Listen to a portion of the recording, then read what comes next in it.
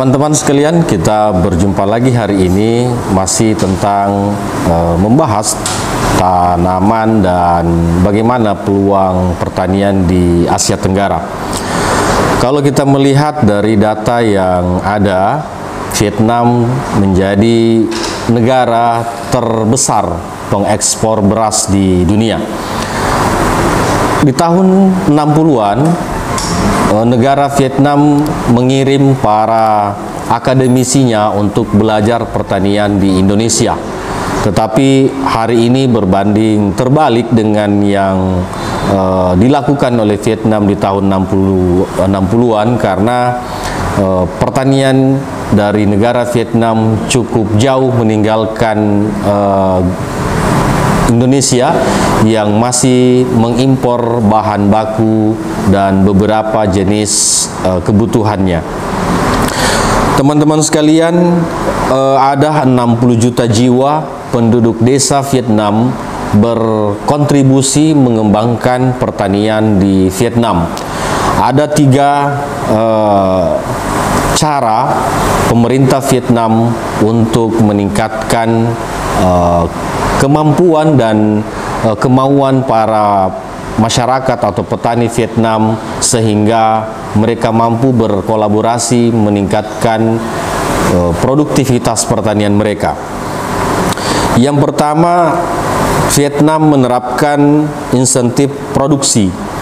Jadi Vietnam ini dengan terobosan-terobosannya mampu memuncaki semua negara di Asia Tenggara sebagai pengekspor bahan makanan.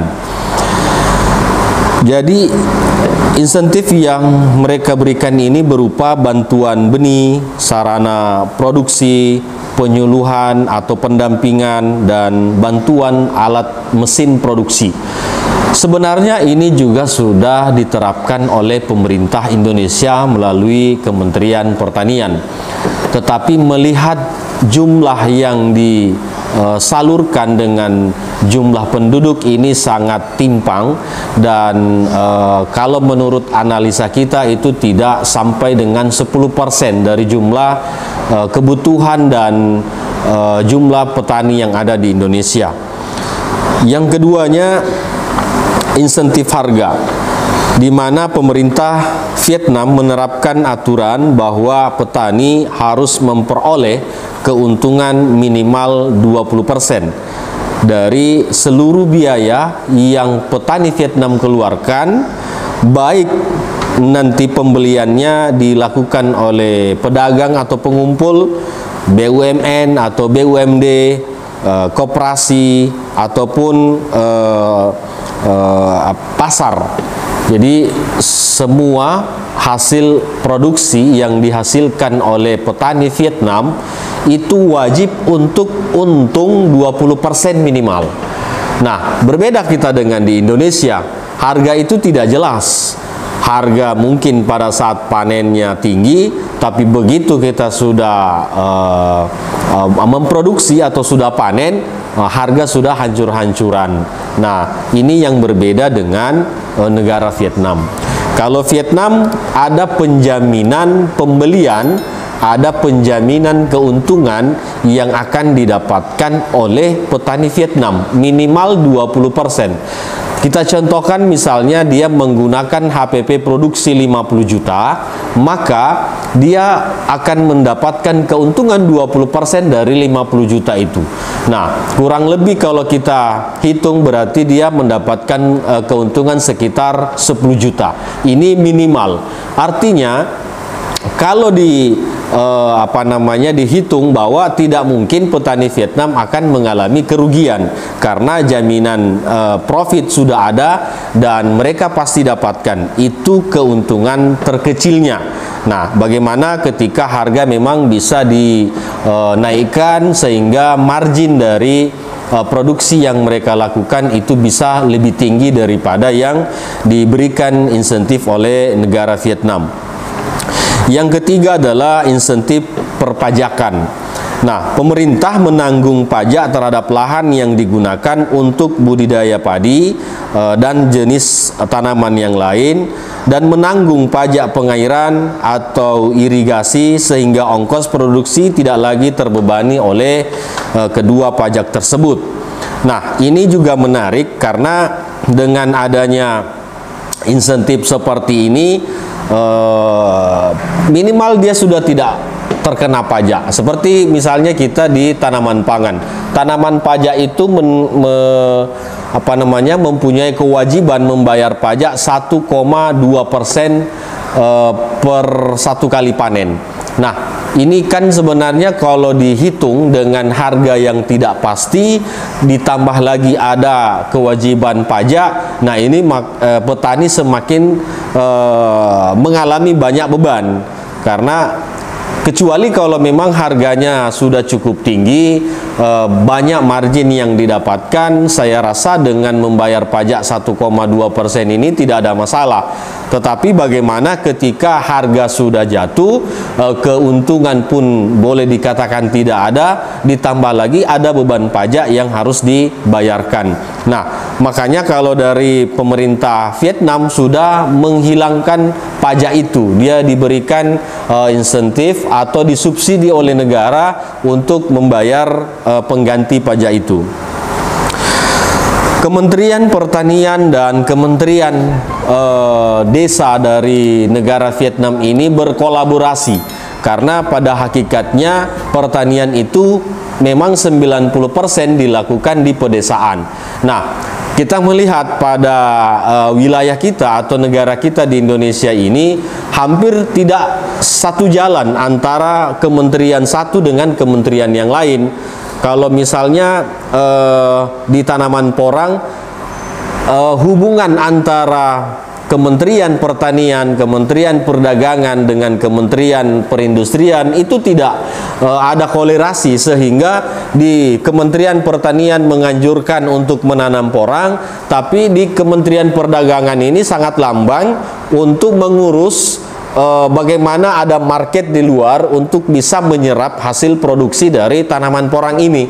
Ditambah lagi lambannya dari Kementerian Perindustrian untuk menyiapkan sarana produksi untuk hilirisasi dari tanaman porang itu, sehingga masing-masing kementerian ini bekerja sendiri-sendiri, yang menjadi korban adalah petani. Kalau di Vietnam, antara Kementerian Pertanian, Kementerian Keuangan, Kementerian Pedesaan ini berkolaborasi sehingga menemukan titik yang pasti bahwa petani tidak lagi dibebani oleh di mana akan dijual hasil produksinya, dan digaransi bahwa setiap mereka melakukan produksi ada keuntungan minimal 20%. Saya kira tidak ada salahnya pemerintah Indonesia belajar dari negara-negara yang memang kita melihat pertaniannya cukup maju seperti di Vietnam ini. Kalau Vietnam bisa menguasai ekspor beras di seluruh dunia dengan jumlah sawah hanya 4,5 juta hektar, kenapa yang Indonesia yang mempunyai persawahan sekitar 10 juta hektar kok tidak bisa mengekspor beras ke negara-negara lain? Padahal kalau kita hitung produktivitas per hektar dari sawah yang ada di Vietnam hanya antara 5 dengan atau sampai dengan 6,5 ton per hektarnya. Sementara di Indonesia itu banyak lokasi atau wilayah persawahan yang mampu memproduksi sampai 9 ton dalam 1 hektarnya per 1 kali musim tanam. Nah, bisa diperbandingkan, ada apa? Ada salahnya di mana? Kalau misalnya Vietnam hanya 5,5 ton, Indonesia bisa 7 sampai 9 ton. Terus kenapa Indonesia tidak bisa ekspor? Nah, ditambah lagi ada program dari Dirjen Tanaman Pangan dan Hortikultura pada tahun ini, yaitu IP 400. IP 400 ini maksudnya satu tahun itu ada 4 kali penanaman. Nah, ini perlu dikaji secara matang, karena untuk apa ada IP 400, 4 kali panen dalam setahun, kalau per setiap IP-nya itu hanya bisa memproduksi 5 ton. Kenapa tidak IP 200 saja atau IP 300 saja, tapi per satu kali musim tanam itu bisa menghasilkan 9 sampai 15 ton. Ini sebenarnya perlu menjadi koreksi kepada pemerintah, khususnya di Dirjen Tanaman Pangan, karena kesiapan dari IP 400 ini menurut pengalaman kami di lapangan itu belum siap sepenuhnya. Karena perlu digarisbawahi, hanya dengan menggunakan sistem yang seperti biasanya, maka kita akan pastikan bahwa tanah pertanian kita atau sawah kita akan terdegradasi, akan kekurangan unsur hara, dan yang paling parah adalah menumpuknya residu di dalam tanah karena pemakaian bahan-bahan kimia yang berlebihan. Nah, teman-teman sekalian, harapan untuk pertanian kita di Indonesia memang sangat terbuka untuk kita berkolaborasi antara petani, antara stakeholder, antara perusahaan dalam bidang agrobisnisnya. Begitu juga dengan para buyer yang ada di luar untuk bekerja sama ke depannya agar supply dengan demand ini bisa kita terus stabilkan. Kalau kita mau jujur pada diri kita, sebenarnya mulai dari petani sampai ke para pemangku kebijakan ini masing-masing mengoreksi diri. Kalau petaninya mau berinovasi, maka yakin dan percaya tanpa bantuan pemerintah pun kita sudah bisa berdiri dan memproduksi pertanian kita sendiri. Begitu juga dengan para pemangku jabatan ini, jangan bermain-main di zona yang mengakibatkan sebenarnya program itu hanya manis di atas kertas tapi tidak ada realisasi di lapangan. Kalaupun keduanya ini masing-masing ego dalam mengurusi ataupun mengentingkan kepentingannya sendiri, maka yakin dan percaya sampai akhir zaman pun Indonesia akan tetap seperti ini. Food estate yang digalakkan oleh Presiden Jokowi ini hampir-hampir tidak ada kabarnya lagi, padahal itu sudah digelontorkan ratusan miliar. Kalau kita database-nya itu sekitar 300 sampai 400 miliar, tetapi hasilnya boleh dikatakan tidak kelihatan dan bahkan sudah tidak ada kabarnya lagi. Teman-teman sekalian, mungkin ulasan kita hari ini kita cukupkan. Berani belajar berarti berani mengakui kesalahan. Kalaupun misalnya kita mampu dan terbuka peluang untuk belajar ke negara-negara yang lebih maju, kenapa kita harus malu? Kita harus mengakui bahwa pertanian kita memang tertinggal daripada negara-negara yang lain. Terima kasih, salam dari Makassar.